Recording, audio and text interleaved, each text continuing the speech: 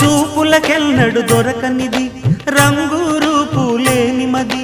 రెప్పలు తెరవని కన్నులకు స్వప్నాలెన్నో చూపినది వెచ్చని చెలిమిని పొందినది వెన్నెల కళగల నిండుమది కాటుక చీకటి రాత్రికి బాటను చూపే నేస్తమది చేతికి ఆదని జాబిలిలా కాంతులు పంచే మణిదీపం కొమ్మల చాటున కోయిలలా కాలం నిలిపే అనురాగం అడగని వరములు కురిపించి అమృత వర్షిణి అనిపించే అమూల్యమైన పెన్నిధి శుభోదయాల సన్నిధి మనస్సనేది